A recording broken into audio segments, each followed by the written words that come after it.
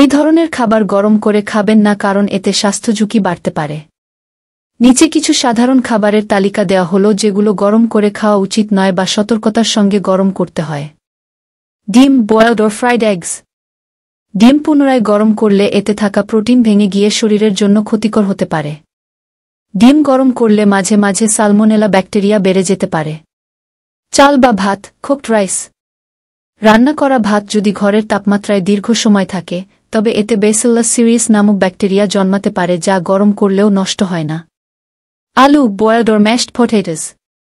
আলু অনেকক্ষণ ফেলে রাখলে এবং পরে গরম করলে এতে ক্লোস্ট্রিডিয়াম বোটুলিনাম, ক্লোস্ট্রিডিয়াম বোচুলিনাম ব্যাকটেরিয়া তৈরি হতে পারে।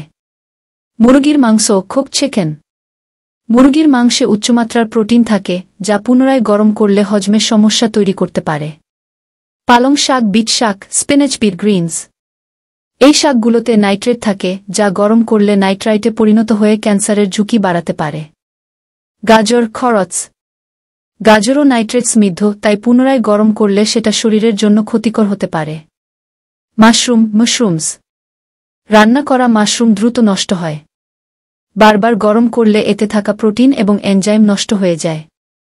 দুধ বা দুধজাত খাবার, মিল্ক প্রোডাক্টস। দুধ বা দুধে তৈরি খাবার যেমন খিচুড়ি, পায়েস গরম করলে দ্রুত পচে যেতে পারে এবং পেট খারাপের সম্ভাবনা থাকে।